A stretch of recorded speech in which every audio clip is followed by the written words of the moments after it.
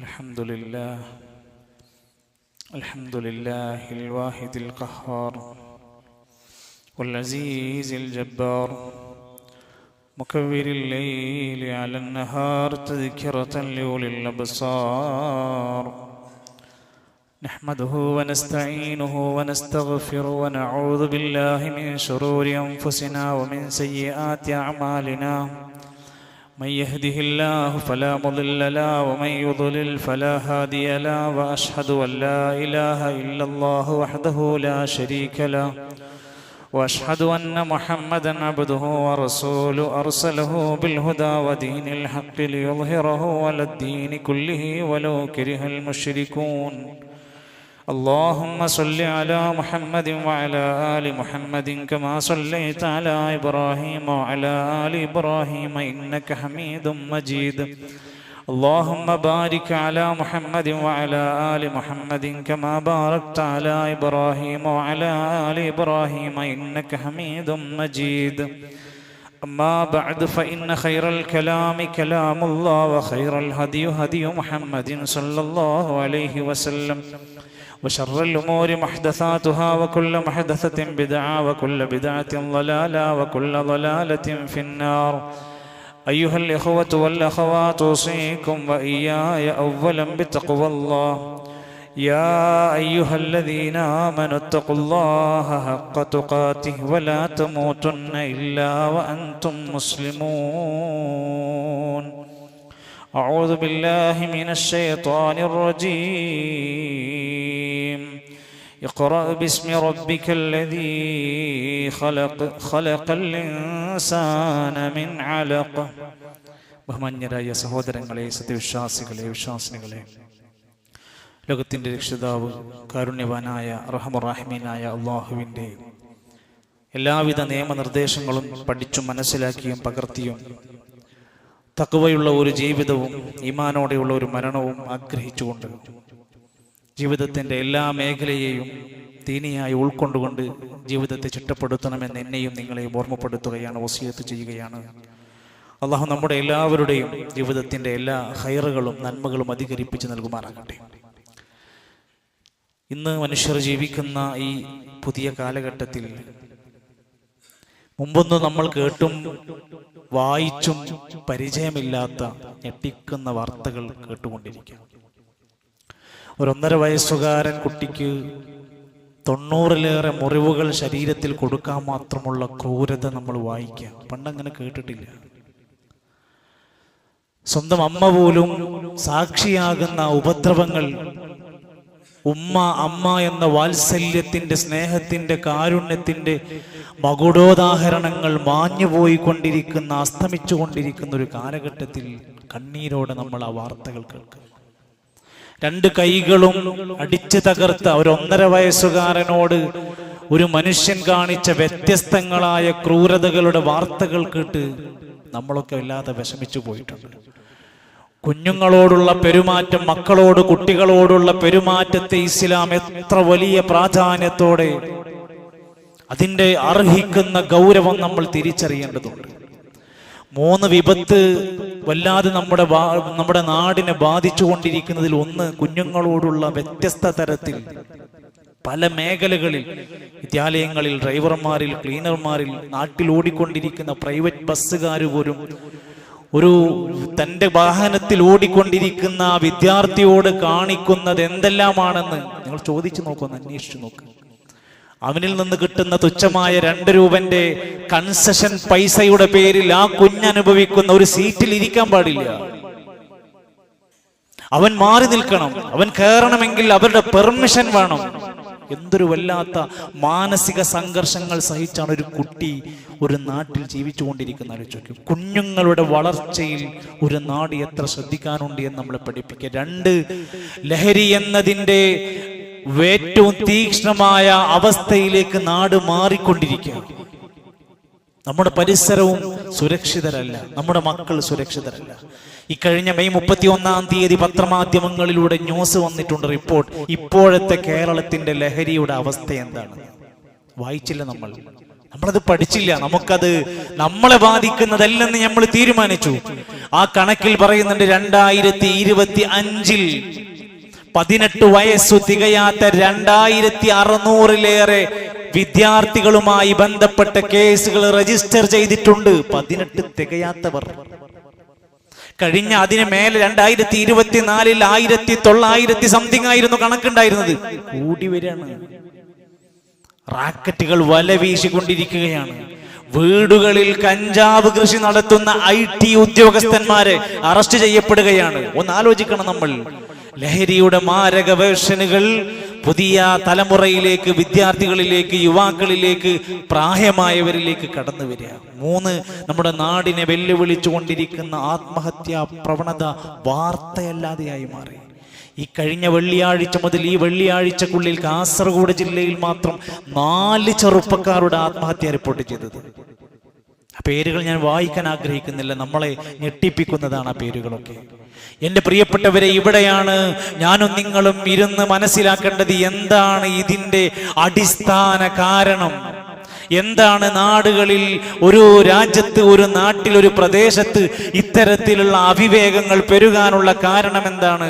അള്ളാഹുവിന്റെ ഖുർആനിൽ ഒന്നാമതിറങ്ങിയ ആയത്ത് നമ്മളെ പഠിപ്പിക്കുന്നത് ശരിയായ വിജ്ഞാനമില്ലാത്തതിന്റെ പോരായ്മയാണ്. അറിവുണ്ട്, പലതരത്തിലുള്ള അറിവുകളുണ്ട്. പക്ഷെ അള്ളാഹിന്റെ ഖുർആൻ ആദ്യമായി നിസ്കരിക്കണം എന്നല്ല കൽപ്പന, ഖുർആൻ ഓതണം എന്നുള്ള കൽപ്പന ഇല്ല, സകാത്ത് കൊടുക്കണം എന്നുള്ള കൽപ്പന ഇല്ല. ഫസ്റ്റത്തെ വായന ഇഖ്റ, വായിക്കണം എന്നാണ്. അതിലുണ്ട് എല്ലാം. ഇഖ്റ ബിസ്മി റബ്ബിക്കല്ലദീ ഖലഖ് ഖലഖൽ ഇൻസാന മിൻ അലഖ്. മനുഷ്യന്റെ സൃഷ്ടിപ്പ് പറഞ്ഞിട്ട്, മനുഷ്യന്റെ സൃഷ്ടിപ്പിനെ ഓർമ്മപ്പെടുത്തിയിട്ട് മനുഷ്യനോട് ആദ്യം പറയുന്ന വാക്ക് നിങ്ങൾ വായിക്കണം, നിങ്ങളുടെ രക്ഷിതാവിന്റെ നാമത്തിൽ വായിക്കണം.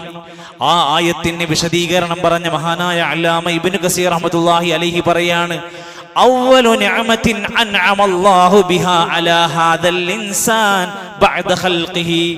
മനുഷ്യന്മാരെ സൃഷ്ടിച്ചതിന് ശേഷം മനുഷ്യന് കിട്ടുന്ന ഏറ്റവും ഒന്നാമത്തെ അനുഗ്രഹം എന്നത് അല്ലമ, അവൻ ഒരുപാട് കാര്യം അല്ലാഹ് പഠിപ്പിച്ചു കൊടുത്തു എന്നതാണ്, ഇൽമാണ്. ഫദല്ല ഹദാ അലാ അന്നൽ ഇൽമ ഹുവ അശ്റഫുസ് സിഫാത്ത്. മനുഷ്യരുടെ ജീവിതത്തിലെ ഏറ്റവും മഹത്തരമായ ഗുണ അനുഗ്രഹം എന്നത് വായനയും പഠനവും എന്നത് തന്നെയാണ്.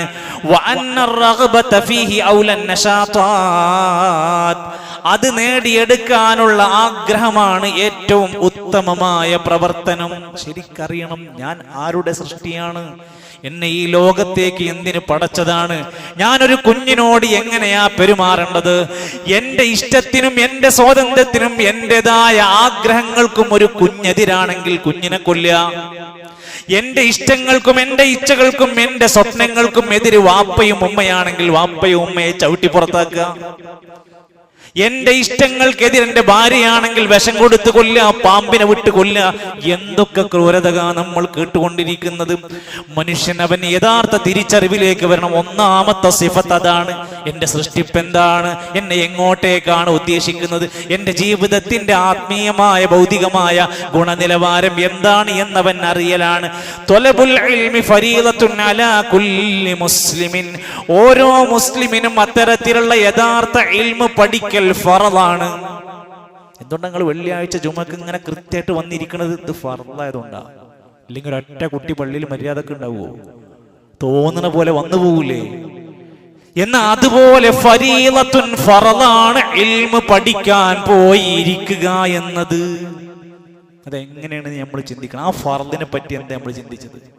അത് അത്യാവശ്യമാണ്. അല്ലാഹുവിന്റെ ഖുർആൻ പറഞ്ഞത് ഓരോരുത്തരും അറിയണം, പഠിക്കണം. കച്ചവടമുണ്ടില്ലേ, തിരക്കുണ്ടില്ലേ, കല്യാണം ഉണ്ടില്ലേ, ഇതൊക്കെ വേണം. ഈ ഫർള് ഒഴിവാക്കിയിട്ടാവരുത്. ഫഅലം അന്നഹു ലാ ഇലാഹ ഇല്ലല്ലാഹ്. നിങ്ങൾ ഓരോരുത്തരും അറിയണം, അല്ലാഹുവല്ലാതെ ഒരാരാധ്യനുമില്ല. ആരെങ്കിലും അറിഞ്ഞാ പോരാ, ഓരോരുത്തരും അറിയണം. ഓരോ മനുഷ്യനും അവിടുന്ന് ഇമാം ബുഖാരി അവിടുത്തെ പ്രസിദ്ധമായ ഹദീസ് ഗ്രന്ഥം എഴുതി രേഖപ്പെടുത്താൻ തുടങ്ങുക. ഒന്നാമത്തെ പാഠത്തിന് ഹെഡിങ് കൊടുത്തത് ബാബുൽ ഇൽമി ഖബ്ലൽ ഖൗലി വൽ അമലി. ഒരു കാര്യം പ്രവർത്തിക്കുന്നതിന്റെ പറയുന്നതിന്റെ മുമ്പ് ആ വിഷയം അറിയുക, പഠിക്കുക. ഒന്നാമത്തെ പാഠം. ഒരു കാര്യം പറയണതിന്റെ ചെയ്യണതിന്റെ മുമ്പ് അതിനെക്കുറിച്ച് പഠിക്കണം. നമ്മളെ കച്ചവടം ഒരു കാര്യത്തിൽ കൊണ്ടുപോയി പൈസ ഇട്ട് കൊടുക്കുന്നതിന്റെ മുമ്പാണ് പഠിക്കേണ്ടത്, ഇതൊക്കെ കൊടുക്കാൻ പറ്റൂല എന്നുള്ളത്.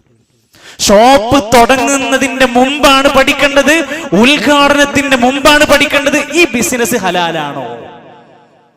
എമ്മാതിരിയാണ് നമ്മുടെ നാട്ടിൽ ബിസിനസ് രംഗത്ത്, സ്വർണത്തിന്റെ രംഗത്ത്, അതുപോലെ തന്നെ ബിസിനസ് രംഗങ്ങളിൽ, ഈ കടം മേടിക്കുന്ന രംഗങ്ങളിൽ ചെയ്ത് കയ്യിന്ന് പോയതിന് ശേഷമാണ് ഫത്വ ചോദിക്കുക. ഇനി എന്താ ചെയ്യുക? ശരിയല്ല. പഠിക്കൽ എപ്പോഴാണ്? ചെയ്യണതിന്റെ മുമ്പാണ്. അങ്ങനെ പഠിക്കാൻ തുടങ്ങിയാൽ യർഫഇല്ലാഹുല്ലദീന ആമനൂ മിൻകും വല്ലദീന ഊതുൽ ഇൽമ ദറജാത്ത്. സത്യവിശ്വാസികൾക്ക് അല്ലാഹു തആല ദറജ ഉയർത്തി കൊടുക്കും. അറിവുള്ള ആളുകൾക്ക് അല്ലാഹു ദറജ ഉയർത്തി കൊടുക്കും. അത് നമ്മൾ വെച്ച സ്റ്റാറ്റസ് അല്ല, നമ്മൾ കാണിക്കുന്ന ഒരു ഗ്രേഡ് അല്ല, സമുദായത്തിന്റെ ഗ്രേഡ് അല്ല. അള്ളാന്റെ അടുത്ത് അവൻക്കൊരു പ്രത്യേക ദറജ അള്ളാഹ് ഉയർത്തി കൊടുക്കുമെന്ന് പറഞ്ഞത് ഇൽമിന്റെ വിഷയത്തിലാണ്. സുഹൃത്തുക്കളെ, ഇവിടെ പഠിക്കാത്തവരല്ല, PhD ഉള്ളവരുണ്ട്, ഡിഗ്രി ഉള്ളവരുണ്ട്, ഉന്നത നിലവാരമുള്ള ഡോക്ടേഴ്സ് ആണ്. എന്തെല്ലാം തട്ടിപ്പ് നടത്തിക്കൊണ്ടിരിക്കുന്നു. എഞ്ചിനീയർമാരെന്തെല്ലാം പൊളിപ്പുകൾ നടത്തിക്കൊണ്ടിരിക്കുന്നു. അധികാര കസേരകളിൽ ഇരിക്കുന്ന മനുഷ്യന്മാരെന്തെല്ലാം ദുർവിനിയോഗം നടത്തിക്കൊണ്ടിരിക്കുന്നു. അപ്പൊ എന്താ അവിടുത്തെ പ്രശ്നം? അറിവില്ലാത്ത പ്രശ്നമല്ല, പിന്നെന്തിന്റെ പ്രസക്തിയാണ്? തിരിച്ചറിവിന്റെയും മതബോധത്തിന്റെയും കുറവാണ് പ്രശ്നം. അവിടെയാണ് മനുഷ്യന്മാർ ചൂഷണം ചെയ്യപ്പെടുന്നത്. നമ്മളൊക്കെ പ്രാർത്ഥിക്കുന്നത് എന്താ? റബ്ബനാ ആതിനാ ഫിദ്ദുനിയാ ഹസന വഫിൽ ആഖിറതി ഹസനതൻ വഖിനാ അദാബന്നാർ. ദുനിയാവിന്റെ സകല നന്മയും ചോദിച്ചാ നമ്മൾ പ്രാർത്ഥിച്ചത്. ആ ആയത്തിന്റെ വിശദീകരണത്തിൽ ഇബ്നു കസീർ റഹ്മത്തുള്ളാഹി അലൈഹി പറയാണ്, ദുനിയാവിന്റെ ഹസനത്ത് എന്ന് പറഞ്ഞാൽ എന്താ? നല്ല റിസ്ക് കിട്ടലാണ്, നല്ല സന്താനങ്ങളെ കിട്ടലാണ്, നല്ല വിശാലമായ സൗകര്യമുള്ള വീടും ആരോഗ്യത്തോടെയുള്ള ജീവിതമാണ്. അതിനെ കൂടെ വൽ ഇൽമുൻ നാഫി, ഉപകാരമുള്ള അറിവുണ്ടാകലാണ് ദുനിയാവിന്റെ ഹസനത്ത്. അതൊക്കെ പെട്ടിട്ടുണ്ട്. ഓരോരുത്തരും പഠിക്കാൻ, മനസ്സിലാക്കാൻ ശ്രദ്ധിക്കണം. ഇമാം ഷാഫി റഹ്മത്തുള്ളാഹി അലൈഹി പറയാണ്, ആദ്യം പഠിക്കേണ്ടത് ഹലാലും ഹറാമുകളാണ്. രണ്ടുമാണ് നമുക്ക്. ഭൗതികം വേണം, മതം വേണം. ഇമാം ഷാഫി റഹ്മത്തുള്ളാഹി അലൈഹി പറയാണ്, ലാ അഅലമു ഇൽമൻ ബഅദൽ ഹലാലി വൽ ഹറാം. ഹലാലും ഹറാമും പഠിച്ചതിന്റെ ശേഷം ഞാൻ ഏറ്റവും മനസ്സിലാക്കുന്നത് അംബല മിനത്ത് തിബ്ബി, പിന്നെ അത് കഴിഞ്ഞാൽ ഏറ്റവും പ്രാധാന്യത്തോടെ പഠിക്കേണ്ടത് വൈദ്യശാസ്ത്രമാണ്. വൈദ്യശാസ്ത്രം പഠിക്കുന്നത് എന്താ? ഭൗതിക വിദ്യാഭ്യാസമാണ്. അത് വേണോ? അത് വേണം തന്നെ പറയണത്. എപ്പോൾ? ബഅദൽ ഹലാലി വൽ ഹറാം, മതത്തിന്റെ ഹലാലും ഹറാമും പഠിച്ചതിന് ശേഷം. ഇതെന്ത് സംഭവിക്കുന്നത്? ഇത് സംഭവിക്കുന്നത് ഭൗതികത മൊത്തം പഠിച്ചിട്ടുണ്ട്, അതിന്റെ മുമ്പുള്ള വാക്കുകളൊന്നും അയാൾ പഠിച്ചിട്ടില്ല. അതുകൊണ്ടാണ് ഇത്തരം മനുഷ്യർ ലഹരിയിൽ, ക്രൂരമായ കൊലപാതകങ്ങളിൽ, അതുപോലെ തന്നെ അഴിമതിയിൽ, അങ്ങനെ പല ചൂഷണങ്ങളിൽ മനുഷ്യർ ചെന്നുപെട്ടുന്ന വിദ്യാസമ്പന്നന്മാരുടെ പ്രശ്നം ഇതാണ്. അതോടൊപ്പം നമ്മളും ചിന്തിക്കേണ്ട മറ്റൊരു തലമുണ്ട്. നമ്മുടെ മക്കളിലും നമ്മൾ ഇത് മനസ്സിലാക്കണം. സ്കൂൾ വിദ്യാഭ്യാസത്തിന് എന്ത് പ്രസക്തി നമ്മൾ കൊടുക്കുന്നത്? നല്ല ഉഷാറാ, ഒരൊറ്റ ദിവസം ലീവ് എടുക്കൂല. 10 മണി എന്ന് പറഞ്ഞ 10 മണി, യൂണിഫോം ഒക്കെ പഞ്ചല, ബാഗ് കറക്റ്റാ, എല്ലാം ശരിയാണ്. മദ്രസയോ? നിങ്ങളുടെ മദ്രസയുടെ കുട്ടിയുടെ രജിസ്റ്റർ പരിശോധിക്ക്, എത്ര ലീവ് ഉണ്ടായിരുന്നു? നമ്മുടെ കുട്ടി മദ്രസയിൽ വരുന്ന യൂണിഫോം പരിശോധിക്കാതെ എങ്ങനെയാ വരുന്നത്? എപ്പോഴാ വരുന്നത്? എന്തതിന്റെ പ്രശ്നം എന്താ? ഇത് തിരിച്ചറിവിന്റെ ഒരു പ്രശ്നമുണ്ട്. ഇതൊരു പക്ഷിയുടെ ചിറക് പോലെയാണ് മതവിദ്യാഭ്യാസവും ഭൗതിക വിദ്യാഭ്യാസവും. ഇത് രണ്ടും ഒരേ ചിറകിൽ പറക്കുമ്പോഴേ ഒരു പക്ഷിക്ക് പറക്കുന്നില്ല. ഒറ്റ ചിറകിൽ പറന്നാൽ അത് മുന്നോട്ട് പോകില്ല. വെറും മതപഠനം മാത്രമായാൽ അധികം മുന്നോട്ട് പോകും, പ്രയാസങ്ങൾ ദുനിയാവിൽ വരും. വെറും ഭൗതിക പഠനം മാത്രമായാല് ആ കുട്ടിയിൽ വലിയ നാശങ്ങൾ ഉണ്ടാക്കും. ഇത് രണ്ടും കൂടി, രണ്ട് ചിറക് ഒരുമിച്ചിട്ട് ഇങ്ങനെ പോകണം. അതോടെയാണ് നമ്മൾ ഭൗതികമായ കാര്യങ്ങൾക്കൊക്കെ ശ്രമിക്കുമ്പോൾ നമ്മളെ മതപരമായ അറിവിന്റെ കാര്യത്തിൽ നമ്മൾ ശ്രദ്ധിക്കാതെ പോയാൽ വലിയ അപകടമുണ്ടാക്കും. ഇന്നമാ യഖ്ഷല്ലാഹ മിൻ ഇബാദിഹിൽ ഉലമാ. അല്ലാഹുവിനെ ഏറ്റവും നന്നായി ഭയപ്പെടുന്നത് നല്ല അറിവുള്ളവരാണ്. മതപരമായ അറിവുണ്ടെങ്കിലേ പടച്ചോനെ പേടിയുണ്ടാവുള്ളൂ. അല്ലാത്തവർക്ക് നല്ല ഗ്രേഡും സർട്ടിഫിക്കറ്റും സാലറിയും നല്ല ഒക്കെ ഉണ്ടാവും. പടച്ചോനെ പേടി നഷ്ടപ്പെട്ടു പോകും. അതോടൊപ്പം തന്നെ നമ്മുടെ മക്കൾക്ക് പടച്ചോനെ പേടി ഉണ്ടാവണം. എപ്പോഴും നമ്മൾ അവരെ നോക്കിയിരിക്കാൻ കഴിയില്ല. ഒഴിഞ്ഞ മൂലകളിൽ അവർ സിഗരറ്റ് വലിക്കാതിരിക്കണമെങ്കിൽ ഒഴിഞ്ഞിടത്തൊരു പടച്ചോനുണ്ടെന്നുള്ള ബോധം വരണം. ഏത് സ്ഥലത്തേക്ക് ടൂർ പോയാലും അവർ മദ്യക്കുപ്പി പൊട്ടിക്കാതിരിക്കണമെങ്കിൽ ഇതെനിക്ക് പറ്റാത്തതാണ് എന്നുള്ള ബോധം അത് എവിടുന്നാ കിട്ടുക? അത് മദ്രസയാണ്. ആ മദ്രസ സംവിധാനങ്ങളെ കുറിച്ച് നമ്മൾ എന്താണ് ചിന്തിച്ചത് എന്ന് ആലോചിച്ച് നോക്കി. കേവലം അക്ഷരം പഠിപ്പിക്കുന്ന, അറബി പഠിപ്പിക്കുന്ന, ലിപി പഠിപ്പിക്കുന്ന ഒന്നല്ല, ഒരു പുതിയ തലമുറയെ വളർത്തെടുക്കുകയാണ് മദ്രസ എന്ന് പറയുന്നത്. ഞാനിത് ഇങ്ങനെ പറയാൻ കാരണം, ഇപ്പോഴും നിലവിൽ ഇവിടെ ഇരിക്കുന്ന ഓരോ രക്ഷിതാക്കളും ചിന്തിക്കും, നമ്മുടെ കുട്ടികളെ നല്ല സ്കൂളുകളിൽ ചേർത്ത് നമ്മൾ മദ്രസ എന്നത് തുറന്നു നോക്കാത്ത, മദ്രസയിലേക്ക് വിടാത്ത രക്ഷിതാക്കളുണ്ട്. എന്താ കാരണം? ട്യൂഷനുണ്ട്, സ്കൂളിൽ ഒരുപാട് പഠിക്കാനുണ്ട്, സ്കൂൾ തന്നെ ഭാരമാണ്. അതുകൊണ്ട് മദ്രസ വേണ്ട, ഒഴിവാക്കാൻ പറ്റുന്നത് ഏതാ? മദ്രസ എന്ന തിരിച്ചറിഞ്ഞോളൂ. പുതിയൊരു തലമുറയെ വളർത്തെടുക്കുക. അള്ളാനെയും റസൂലിനെയും സ്നേഹിക്കാനും അനുസരിക്കാനും പഠിപ്പിക്കുന്നത് MBBS കാരന് കിട്ടൂല. മദ്രസ വാപ്പാനെയും ഉമ്മാനെയും പരിചരിക്കാനും സ്നേഹിക്കാനും അവർക്ക് വേണ്ടി പ്രാർത്ഥിക്കണമെന്ന് പഠിപ്പിക്കുന്നത് 3ാം ക്ലാസ് മുതലുള്ള പാഠപുസ്തകങ്ങളിൽ അത് എഴുതി കൊടുത്തിട്ടുണ്ട്. അവർക്കത് പഠിപ്പിച്ചു കൊടുക്കാൻ പറ്റുന്നുണ്ട്. സകല തിന്മകളെയും പരിചയപ്പെടുത്തി ഇതിന്ന് വിട്ടു നിൽക്കണമെന്ന് പഠിപ്പിക്കുന്നത് മദ്രസ വിദ്യാലയങ്ങളാണ്. എത്ര അതിനെ നമ്മൾ പരിപോഷിപ്പിക്കണം.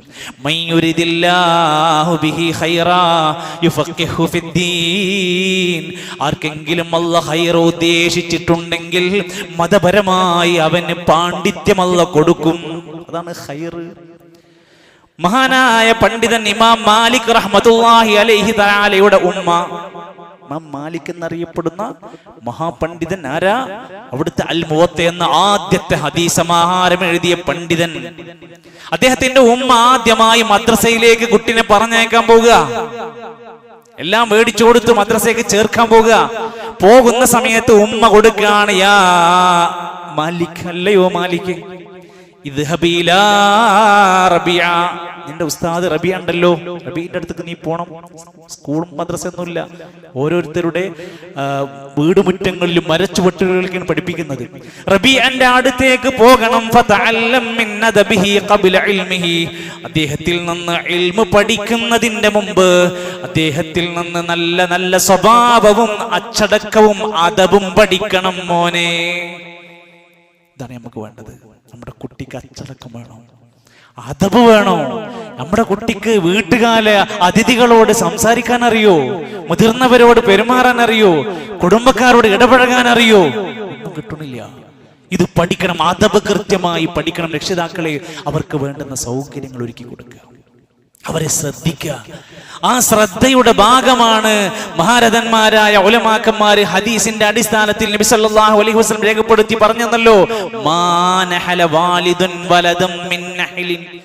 ഒരു വാപ്പയും തന്റെ മകന് വേണ്ടി ഒരുക്കി വെച്ചിട്ടില്ല അഫ്ളല മിൻ അദബിൻ ഹസനിൻ, ഏറ്റവും നല്ല അദബും അച്ചടക്കവും സൽസ്വഭാവം നൽകുക എന്നതല്ലാതെ.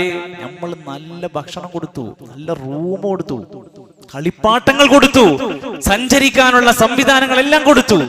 കുട്ടിക്ക് നല്ല അച്ചടക്കവും അദബും പഠിപ്പിക്കാത്ത വാപ്പയാണെങ്കിൽ നിങ്ങളൊന്നും കൊടുത്തിട്ടില്ല. കൊടുക്കുകയാണെങ്കിൽ ഏറ്റവും നല്ല സ്വഭാവ ഗുണങ്ങൾ, അദബുകൾ പഠിപ്പിക്കണം. അവരുടെ സമയത്തെക്കുറിച്ച് മനസ്സിലാക്കണം. അവരുടെ പഠനം, ഉറക്കം, അവരുടെ കളി, ഇതിനൊക്കെ ഒരു ടൈം ഷെഡ്യൂൾ കൊടുത്ത് ചിട്ടയുണ്ടാക്കണം. ഇല്ലെങ്കിൽ നടക്കൂല. വെറും കളിയായാൽ പഠനം നടക്കൂല. വെറും പഠനമായാൽ അവന്റെ ആരോഗ്യത്തിന് അത് വേറെ പ്രയാസങ്ങൾ ഉണ്ടാക്കും. വെറും മൊബൈലായാൽ അതവനെ വേറെ രൂപത്തിലേക്ക് മാറ്റും. ഡിജിറ്റൽ നിയന്ത്രണങ്ങൾ ആവശ്യത്തിന് വരുത്തണം. സ്കൂളിലും മദ്രസയിലും വാപ്പയും ഉമ്മയും പോയി അന്വേഷിക്കണം, കുട്ടി എന്ത് ചെയ്യുന്നു, എപ്പോൾ വരാറുണ്ട്, എപ്പോൾ പോകാറുണ്ട്. അതൊരു മാർക്ക് ലിസ്റ്റിൽ ഒപ്പിടാൻ വേണ്ടി മാത്രം പോണ പരിപാടി നമ്മൾ അവസാനിപ്പിക്കണം. ഇടക്കൊന്ന് പ്രത്യേകിച്ച് മുതിർന്ന ക്ലാസ്സിലേക്ക് എത്തും തോറും നമ്മൾ അന്വേഷണം ഇല്ലാതെ പോകും. തിരിച്ചാണ് വേണ്ടത്. മുതിർന്ന ക്ലാസ്സിൽ എത്തും തോറും നമ്മുടെ അന്വേഷണം കൂടണം, ചേർത്ത് പിടിക്കണം. നമ്മുടെ മക്കളുടെ കാര്യത്തിൽ അങ്ങേയറ്റത്തെ ശ്രദ്ധയുണ്ടാവണം. മാതൃകയുള്ള നല്ല ഒരു കുടുംബമായി നമ്മൾ മാറിയാൽ തന്നെ നമ്മുടെ മക്കളിൽ ഒരുപാട് ഹൈറായ വളർച്ചയുണ്ടാക്കാൻ സാധിക്കും. അതുകൊണ്ട് സുഹൃത്തുക്കളെ, നമ്മൾ നമ്മുടെ നാടിൻ്റെ സംവിധാനങ്ങൾക്കനുസരിച്ച് ഉപയോഗപ്പെടുത്തി ചെറിയ പ്രായം മുതൽ 4 വയസ്സ് മുതൽ 8ാം ക്ലാസ് വരെ നമ്മുടെ കുട്ടികൾക്ക് ഇവിടെ മദ്രസയുണ്ട്. ഇനിയും അറിയാത്തവരുണ്ടെങ്കിൽ അതിൻ്റെ സമയം കഴിഞ്ഞിട്ടില്ല, എത്രയും പെട്ടെന്ന് അവർക്ക് അഡ്മിഷൻ എടുക്കാനുള്ള അവസരമുണ്ട്. നിങ്ങളുടെ മക്കൾ മദ്രസ കഴിഞ്ഞ സ്കൂളിൽ 8ാം ക്ലാസ് കഴിഞ്ഞ ഒരു ആൺകുട്ടിയും പെൺകുട്ടിയും നിങ്ങൾക്കുണ്ടോ? അവർക്ക് മതം പഠിക്കാൻ CRE എന്ന ഒരു പഠന ക്ലാസ് നടക്കുന്നുണ്ട്. അത് വേറെ എവിടെയും കിട്ടുന്നില്ല. ദീന് പഠിക്കാൻ ഒരു ചാൻസ്. 8ാം ക്ലാസ് കഴിഞ്ഞ ഡിഗ്രി വരെയുള്ള കുട്ടികൾക്ക് വേണ്ടി ഞായറാഴ്ച രാവിലെ 10 മണി മുതൽ 11 മണി വരെ ചക്കരക്കൽ ടൗണിൽ എല്ലാ ആഴ്ചകളിലും ഇൻഷാ അല്ലാഹ് നടന്നുകൊണ്ടിരിക്കുമ്പോൾ നമ്മുടെ കുട്ടി അവിടെ വരണം, ആക്കി കൊടുക്കണം, എത്തിച്ചു കൊടുക്കണം. നമ്മുടെ വലിയ ഉത്തരവാദിത്തത്തിൽപ്പെട്ടതാണ്. മുതിർന്ന ഒരാളാണോ, നിങ്ങളൊരു വാപ്പയാണോ, നിങ്ങളൊരു തൊഴിലാളിയാണോ, നിങ്ങളൊരു വിവാഹപ്രായം എത്തിയ ഒരാളാണോ, നിങ്ങൾ വിവാഹിതനാണോ, നിങ്ങൾക്ക് ദീന് പഠിക്കാനാണ് ശനിയാഴ്ചകളിൽ രാവിലെ ഖുർആൻ ഹദീസ് പഠന ക്ലാസ്സുകൾ. ഈ വ്യവസ്ഥകൾ, ഈ സംവിധാനങ്ങൾ. നിങ്ങൾക്കൊരു ഭാര്യയുണ്ടോ, നിങ്ങൾക്കൊരു സഹോദരിയുണ്ടോ, അവർക്ക് ദീന് പഠിക്കാനാണ് സഹോദരിമാർക്ക് മാത്രമുള്ള ഖുർആൻ പഠന ക്ലാസ്സുകൾ നടത്തുന്നത്. എന്താണ് ഇതിന്റെ ആവശ്യം? എന്താണ് ഇതിന്റെ താല്പര്യം? അറിവാണ് മനുഷ്യരെ നന്മയിലേക്ക് നയിക്കുന്നത്. അജ്ഞത, അന്ധകാരങ്ങൾ, ജഹ്ല് ഒരു മനുഷ്യനെ ഏത് ക്രൂരതയിലേക്കും ചെയ്യിപ്പിക്കുന്ന അപകടകരമായ അവസ്ഥയിലേക്ക് ഒരു നാട് നശിച്ചുയരും. ഖിയാമത്ത് നാളിന്റെ അടയാളങ്ങൾ രേഖപ്പെടുത്തി നബിതങ്ങൾ പറഞ്ഞു, ഇൽമ ഉയർത്തപ്പെടും, ജഹ്ല് സ്ഥിരപ്പെടും. അറിവ് എന്ന് പറഞ്ഞത് ഇവിടുന്ന് പൊക്കിക്കൊണ്ടുപോകും. അറിവില്ലായ്മ നാട്ടിൽ വ്യാപിക്കും. അതിന്റെ എല്ലാ തിക്തഫലങ്ങളും അന്ന് അനുഭവിക്കേണ്ടി വരും. അല്ലാഹു സുബ്ഹാനഹു വ തആല നല്ല ഉപകരിക്കുന്ന, ധാരാളം അറിവുള്ള, ശരിയായ മതബോധമുള്ള നല്ല ഒരു അന്തരീക്ഷത്തിലേക്ക് ജീവിക്കാനും വളരാനും നമ്മുടെ സമൂഹത്തെ, നമ്മുടെ സമുദായത്തെയും ഈ തലമുറയെയും സുരക്ഷിതമാക്കുവാനും എല്ലാം നമ്മൾ ഓരോരുത്തരും നല്ല അറിവുള്ള, പക്വമായ, അതവുള്ള ഒരവസ്ഥയിലേക്ക് നമ്മളെല്ലാം മാറേണ്ടതുണ്ട്. അല്ലാഹു നമ്മെ എല്ലാം സഹായിക്കുമാറാകട്ടെ.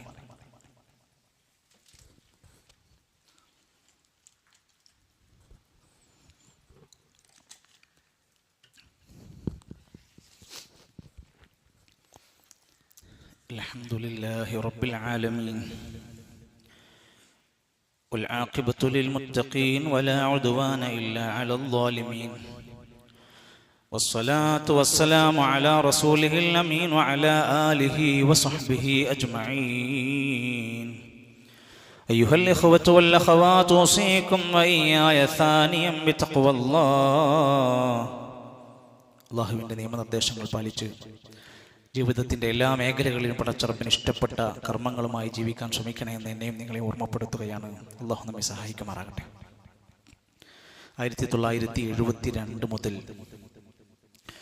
ജൂൺ 5 ഐക്യരാഷ്ട്രസഭ ഒരു പരിസ്ഥിതി ദിനമായി പ്രഖ്യാപിക്കാം. നമ്മൾ ജീവിക്കുന്ന ഈ ചുറ്റുപാട്, നമ്മൾ ജീവിക്കുന്ന മണ്ണ്, നമ്മൾ ജീവിക്കുന്ന പരിസരം, ഒരു ദിവസം 10 ചെടികൾ നട്ടതുകൊണ്ട് ഒരു വലിയ മാറ്റമൊന്നും ഉണ്ടാവില്ല. ചെടികളും മരങ്ങളും നട്ടുപിടിപ്പിക്കുന്നതിന്റെ മഹത്വം 972 മുതലല്ല ഇസ്ലാം പഠിപ്പിച്ചത്. 1400 കൊല്ലം മുമ്പ് റസൂലുള്ളാഹി സ്വല്ലല്ലാഹു അലൈഹി വസല്ലം പറഞ്ഞൊരു മനുഷ്യൻ ഒരു ചെടി വെച്ചു പിടിച്ചാൽ, ഒരു തൈ വെച്ചു പിടിപ്പിച്ചാൽ, ഒരു കൃഷിവസ്തു നട്ടുപിടിപ്പിച്ചാൽ, അതൊന്നൊരു മനുഷ്യൻ തിന്നാൽ, അതൊന്നൊരു പക്ഷി കൊത്തിക്കൊണ്ടുപോയാൽ, ഔ ബഹീമ ഒരു നാൽക്കാലി, ഒരു മൃഗം തിന്നുപോയാൽ, ഇല്ലാ കാന ലഹു ബിഹി സ്വദഖ, ചെയ്ത കൃഷിക്കാരൻ അതിന്റെ സ്വദഖുണ്ട്. എന്താ അർത്ഥം? ഇത് ചെയ്യണമെന്ന് പഠിപ്പിച്ചത് ഹദീസിൽ നബി സല്ലല്ലാഹു അലൈഹി വസല്ലം തങ്ങൾ പഠിപ്പിക്കുക. ലോകത്ത് ഒരു മനുഷ്യൻ മരിച്ചാലും തീരാത്ത പ്രതിഫലം കിട്ടുന്ന സ്വദഖത്തുൻ ജാരിയ, അതിൽപ്പെട്ടതാണ് ഇൽമു പഠിപ്പിച്ചു കൊടുക്കുക, കിണർ കുഴിച്ചു കൊടുക്കുക, വെള്ളത്തിന് സംവിധാനം ഒരുക്കിച്ചു കൊടുക്കുക, അല്ലെങ്കിൽ ഒരു ഈന്തപ്പന പോലെ ഫലവൃക്ഷങ്ങൾ കുഴിച്ചിടുക. എന്താ കിട്ടുക? അയാള് 10 കൊല്ലത്തിന് മുമ്പ് അയാൾ മരിച്ചു, മരം ഡെവലപ്പായി പുരോഗതിപ്പെട്ട, അതിന്ന് തണൽ, അതിൽ നിന്ന് കായ്കനികൾ, അതിന്ന് കിട്ടുന്നതൊക്കെ ഇയാളെ ഖബർക്ക് കൂലി കിട്ടുമെന്ന് പഠിപ്പിച്ച ഇസ്ലാം. സഹോദരങ്ങളെ, ഇന്ന് ഈ ഒരു കാലഘട്ടത്തിൽ നമ്മളൊക്കെ മനസ്സിലാക്കേണ്ടത് പ്രകൃതിയെ സംരക്ഷിക്കുക എന്നത് ഒരു മരം നടൽ മാത്രമല്ല എന്ന തിരിച്ചറിവ് നമുക്കുണ്ടാവണം. ഒരു യഥാർത്ഥ വിശ്വാസി, നിസ്കരിക്കുന്ന ഇബാദത്തുള്ള തൗഹീദുള്ള മനുഷ്യൻ തന്റെ ചുറ്റുപാടുകളെ നന്നായി ശ്രദ്ധിക്കണം. അത് നശിപ്പിക്കുന്ന ഒരുത്തനായി മാറരുത്. അതുപോലെ ജന്തുജാലങ്ങളെ പരിഗണിക്കുന്നവനായി മാറണം. ഫസാദ് ഉണ്ടാക്കുന്നവനായി മാറരുത്. പച്ചക്കരുള്ള ജീവികൾക്ക് കരുണ കാണിക്കുന്നത് കൂലിയാണ്. വൃത്തിയുള്ളവനാവണം, ശുചിത്വമുള്ളവനാവണം. നിസ്കരിക്കണം എന്ന് പറഞ്ഞതിന്റെ മുമ്പ് വൃത്തി ഉണ്ടാകണം എന്ന് പറഞ്ഞില്ലേ നമ്മളോട്? നമ്മുടെ വഴിയും നമ്മുടെ വീടും പരിസരവും ആരോഗ്യം സംരക്ഷിക്കപ്പെടുന്ന മേഖലകളായി മാറണം. പ്ലാസ്റ്റിക് അടക്കമുള്ള മാലിന്യങ്ങൾ എടുത്ത് അത് പരമാവധി പൊതുജനങ്ങൾക്ക് ശല്യമാകാത്ത രൂപത്തിൽ സംരക്ഷിക്കപ്പെടേണ്ടതിന്റെ, മാലിന്യങ്ങൾ തുടച്ചു നീക്കേണ്ടതിന്റെ ഉത്തരവാദിത്തം നമുക്ക് തന്നെയാണ്. ഒരു മുസ്ലിം ഈ കാര്യത്തിൽ ഏറെ ഉണർന്ന് ജീവിക്കേണ്ടവനാണ്. ഈമാനിന് 70-ലധികം ശാഖയുണ്ട്. അതിലേറ്റവും അവസാനത്തെ ശാഖ ഏതാ? ഈ വഴിയിൽ നിന്ന് മാലിന്യങ്ങൾ നീക്കം ചെയ്യാന്നുള്ളത് ഈമാന്റെ ശാഖയാണ്. ഒന്ന് ആലോചിച്ച് നോക്കി, ഈമാനുള്ളവൻ ചെയ്യേണ്ടതാണ്. ഒരു തടസ്സം നിൽക്കുന്ന ഒരു വാഹനം, ഒരു മരക്കൊമ്പ്, ഒരു ചെടി, ഒരു മതിൽ ആളുകൾക്കും വഴിക്കും തടസ്സാണോ? കൊടുക്കുക എന്നുള്ളത് ഈമാന്റെ അടയാളമാണ്. നമ്മൾ നമ്മുടെ ജീവിതത്തെ ഒന്ന് പരിശോധിക്കണം. പ്രിയപ്പെട്ടവരെ, അള്ളാഹുവിന്റെ ദീന് ഒരു മുസ്ലിമിനോട് പഠിപ്പിച്ച ഒരുപാട് നിയമങ്ങളുടെ കൂട്ടത്തിൽ പറഞ്ഞിട്ടുണ്ട്. ഈ ലോകത്ത് കാണുന്ന പ്രകൃതിയിലുള്ള വിഭവങ്ങൾ അല്ലാഹു തആല നിങ്ങൾക്ക് വേണ്ടി തന്നതാണ്. ഹുവല്ലദീ ഖലഖലകും മാ ഫിൽ അർളി ജമീആ, ഭൂമിയിലുള്ളതെല്ലാം മനുഷ്യരെ നിങ്ങൾക്ക് വേണ്ടിയുള്ളതാ. കേരളത്തിന് എന്താ പ്രത്യേകത? കേരളത്തിന്റെ ഈ പച്ചപ്പില്ലെങ്കിൽ പിന്നെ കേരളമുണ്ട്. പ്രിയപ്പെട്ടവരെ, ഇത് സംരക്ഷിക്കണം. ആര് സംരക്ഷിക്കണം? പ്രകൃതി സ്നേഹികൾക്ക് മാത്രമാണോ? അതെ, യഥാർത്ഥ പ്രകൃതി സ്നേഹി ആരാ? ഓരോ സത്യവിശ്വാസികളായ മുഅ്മിനീങ്ങളും ഒരു നല്ല മികച്ച പ്രകൃതി സ്നേഹിയായി മാറണം. അതാണ് ഇസ്ലാം പഠിപ്പിച്ച നന്മകളിൽ അവസാന ശ്വാസം. ഖിയാമത്ത് നാളിന്റെ അവസാനത്തെ രംഗം വന്ന സമയത്ത് നിന്റെ കയ്യിൽ ഒരു ചെടി കഷ്ണം കിടക്കുന്നുണ്ടെങ്കിൽ അത് കുഴിച്ചിടുക. ഒന്നാലോചിക്ക്, ഇത്ര പഠിപ്പിച്ച മതമാണ് നമ്മുടെ കയ്യിലുള്ളത്. പിന്നെ എങ്ങനെയാണ് ഈ നാട്ടിൽ പ്രകൃതിക്ക് ഇത്ര നഷ്ടങ്ങൾ സംഭവിച്ചപ്പോഴാ? വഹറൽ ഫസാദു ഫിൽ ബർരി വൽ ബഹരി ബിമാ കസബത് ഐദിന്നാസ്. മനുഷ്യന്റെ കൈകൾ പ്രവർത്തിച്ചത് കൊണ്ടാണ് ഭൂമിയിൽ, കടലിലും കരയിലുമെല്ലാം ഫസാദ് ഉണ്ടായിട്ടുള്ളത്. നമ്മൾ ചെയ്ത ക്രൂരത. പണ്ടില്ലാത്ത ചൂട് ഇപ്പൊ എങ്ങനെയാ വന്നത്? കാലാവസ്ഥാ വ്യതിയാനങ്ങൾക്ക് കാരണങ്ങൾ എന്താ? ഒരു വലിയ തടസ്സം നമ്മൾ നമ്മുടെ പ്രകൃതിയെ നഷ്ടപ്പെടുത്തിയതിലുള്ള ഒരുപാട് കാരണങ്ങളില്ലേ? ഉണ്ട്. ഇനി നമ്മളും നമ്മുടെ ഈ ഒരു മണ്ണിനോടും ഈ ഒരു പ്രകൃതിയോടും പഠിപ്പിച്ച ഒട്ടനേകം നിർദ്ദേശങ്ങൾ നബി സല്ലല്ലാഹു അലൈഹി വസല്ലമ തങ്ങൾ യുദ്ധത്തിന് പുറപ്പെടാൻ നിൽക്കുക. അവിടുത്തെ പ്രിയപ്പെട്ട സഹാബി അബൂബക്കർ സിദ്ദീഖ് റളിയല്ലാഹു അൻഹുവിന്റെ കാലഘട്ടത്തിൽ ഉണ്ടായ ഒരു ചരിത്രം പറയുന്നുണ്ട്.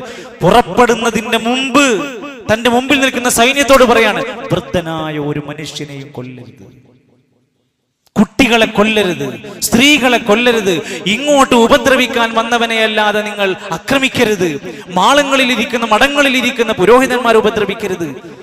പോകുന്ന വഴികളിൽ നിങ്ങൾ അനാവശ്യമായും മരങ്ങൾ മുറിച്ചു മാറ്റരുത്. ഒരു യുദ്ധത്തിന് പോണതിന്റെ മുമ്പേ ഒരു സൈന്യാധിപൻ, ഇസ്ലാമിക ഖലീഫ തന്റെ ചുറ്റുവട്ടത്തുള്ള സൈന്യത്തിനുള്ള ഉപദേശമാണ്. പോകുന്ന വഴിയിൽ കിടക്കുന്ന ഒരു നിലക്കുമുള്ള പ്രകൃതിയെ നഷ്ടപ്പെടുത്തുന്ന അവസ്ഥകൾ ഉണ്ടാക്കരുതെന്ന് പഠിപ്പിച്ചുവെങ്കിൽ നമ്മൾ ആ ഇസ്ലാമിലുള്ളത്. നമ്മളാണ് ഏറ്റവും നല്ല ഒരു പ്രകൃതി സ്നേഹിയായി മാറാൻ. നമ്മുടെ കല്യാണങ്ങൾ, നമ്മുടെ ആഘോഷങ്ങൾ, നമ്മുടെ പ്രവർത്തനങ്ങൾ ആ രൂപത്തിൽ മാലിന്യത്തെ കൃത്യമായി കൊണ്ട് മാറ്റാൻ പറ്റുന്ന പ്ലാസ്റ്റിക് സംവിധാനങ്ങളൊക്കെ ഒന്ന് ആലോചിക്കാൻ എല്ലാം നമ്മൾ അതിനൊരു മാതൃകാ പദ്ധതിയായി മാറുന്ന രൂപത്തിലേക്ക് മഹല്ലുകൾ ശാക്തീകരിക്കപ്പെടാൻ നമുക്ക് കഴിയണം. അല്ലാഹു സുബ്ഹാനഹു വ തആല ആരോഗ്യമുള്ള നല്ല ഒരു പ്രകൃതിയുടെ സംരക്ഷണത്തിലൂടെ മുന്നോട്ട് പോകുന്ന ഒരു വ്യത്യസ്തങ്ങളായ രോഗങ്ങൾ, ഒരുപക്ഷെ മഴയില്ലാതെ വിഷമിച്ചിരുന്ന് ഒരുപാട് പ്രാർത്ഥിച്ച് മഴ ലഭിക്കും. മഴ കിട്ടിയാൽ പിന്നെ ആളുകൾ മഴയെ ശപിക്കാൻ തുടങ്ങും. പിന്നെ അവർക്ക് മഴ ഒരു ഭാരമായി മാറും. പിന്നെ മഴയെ ശപിക്കും, മഴയെ കുറ്റപ്പെടുത്തും, മഴയെ ആക്ഷേപിക്കും. അല്ലാഹു തആല മഴയെ പറ്റി പറഞ്ഞത് വഅൻസൽനാ മിനസ് സമാഇ മാഅൻ തുഹൂറ, ശുദ്ധിയാക്കപ്പെട്ട ബറക്കത്താക്കപ്പെട്ട വെള്ളം നിങ്ങൾക്ക് തന്നുകൊണ്ടിരിക്കുന്നതാണ്. അത് അള്ളാഹുവിൻ്റെ മഹത്തായ അനുഗ്രഹമാണെന്ന തിരിച്ചറിവോടെ നല്ല മഴയ്ക്ക് വേണ്ടി പ്രാർത്ഥിക്കും. മഴക്കാലമാണെന്ന തിരിച്ചറിവോടെ കുടയെടുക്കേണ്ടവർ കുടയെടുക്കുക, റെയിൻകോട്ട് എടുക്കേണ്ടവർ റെയിൻകോട്ട് എടുക്കുക. അതിനനുസരിച്ച് പോവുക എന്നല്ലാതെ പെയ്യുന്ന മഴയെ മുഴുവൻ ശപിച്ചിരുന്ന് കാലം കഴിഞ്ഞു പോകരുത് എന്ന തിരിച്ചറിവോടെ അള്ളാഹു നൽകുന്ന അനുഗ്രഹങ്ങൾക്ക് നന്ദിയുള്ളവരായി ജീവിക്കാൻ നമ്മൾ ആത്മാർത്ഥമായി ശ്രമിക്കുക. അള്ളാഹു നമ്മുടെ ചെറുതും വലുതുമായ തെറ്റുകുറ്റങ്ങൾ പാപങ്ങളെല്ലാം പുറത്ത് നമുക്ക് മാപ്പ് നൽകുമാറാകട്ടെ. അള്ളാഹു സുബ്ഹാനഹു വ തആല ഇഷ്ടപ്പെടുന്ന അനുഗ്രഹിക്കുന്ന ജീവിതത്തിന്റെ വക്താക്കളാവാൻ അള്ളാഹു നമ്മയെല്ലാം സഹായിക്കുമാറാകട്ടെ. നമ്മുടെ എല്ലാ ചെറുതും വലുതുമായ പാപങ്ങൾ ദോഷങ്ങളെല്ലാം പടച്ചറപ്പ് നമുക്ക് പുറത്ത് മാപ്പ് നൽകുമാറാകട്ടെ. പ്രിയപ്പെട്ട പല സഹോദരങ്ങളും നമ്മിൽ നിന്ന് വിട പറഞ്ഞു പോയി. ഇന്നലെ വൈകുന്നേരത്ത് നമ്മുടെ ഒരു സഹോദരൻ പുഴയിൽ മീൻ പിടിക്കാൻ പോയതിൻ്റെ ഇടയിൽ മലപ്പുറം ജില്ലയിൽ എൻ്റെയൊക്കെ ക്ലാസ് ബാച്ചുകളിൽപ്പെട്ട ഒരാൾ, അദ്ദേഹം ചെറുപ്പക്കാരനായ അദ്ദേഹത്തിൻ്റെ ആ ഒരു യാത്രയിൽ പുഴയിൽ മുങ്ങി മരിക്കുകയുണ്ടായി. ജനാസ 2 മണിക്ക് ഖബറടക്കാൻ ഇരിക്കുകയാണ്. അള്ളാഹു അവർക്കെല്ലാം മഗ്ഫിറത്തും മർഹമത്തും നൽകുമാറാകട്ടെ. പ്രിയപ്പെട്ട നമ്മിൽ നിന്ന് വിട പറഞ്ഞു പോയ ഒട്ടനേകം ആളുകൾ, അവരുടെ എല്ലാവരുടെയും ആ ഖബറിടം അള്ളാഹു തആല സ്വർഗീയ തോപ്പാക്കി മാറ്റി കൊടുക്കുമാറാകട്ടെ. അള്ളാഹുവെ, ഞങ്ങളെല്ലാം മരിക്കുമ്പോൾ ഈമാനോടെ മരിക്കുന്ന അവസ്ഥയിലേക്ക് നീ മാറ്റിത്തരണമേ. എല്ലാവിധ ശർറുകളിൽ നിന്ന് ഞങ്ങളെയും ഞങ്ങളുടെ മക്കളെയും കാത്തു രക്ഷിക്കണമേ റഹ്മാനെ. അള്ളാഹുവെ, രോഗങ്ങളിൽ നിന്ന്, കെടുതികളിൽ നിന്ന്, പ്രയാസങ്ങളിൽ നിന്ന് ഞങ്ങളെ നീ മാറ്റി സുരക്ഷിതരാക്കി തരണമേ റഹ്മാനെ. അള്ളാഹു, ഞങ്ങളുടെ കച്ചവടത്തിൽ, മേഖലകളിൽ, ജീവിത മാർഗങ്ങളിൽ ഞങ്ങൾക്ക് നീ ബറക്കത്ത് നൽകണമേ. അല്ലാഹുമ്മ ഗ്ഫിർ ലിൽ മുഅ്മിനീന വൽ മുഅ്മിനാത്ത് വൽ മുസ്ലിമീന വൽ മുസ്ലിമാത്ത് അൽ അഹ്യാഇ മിൻഹും വൽ അംവാത്ത്. ربنا آتنا في الدنيا حسنة وفي الآخرة حسنة وقنا عذاب النار. ربنا توفنا مسلمين وألحقنا بالصالحين. ربنا تقبل منا إنك أنت السميع العليم وتب علينا إنك أنت التواب الرحيم. وصلى الله على نبينا محمد والحمد لله رب العالمين.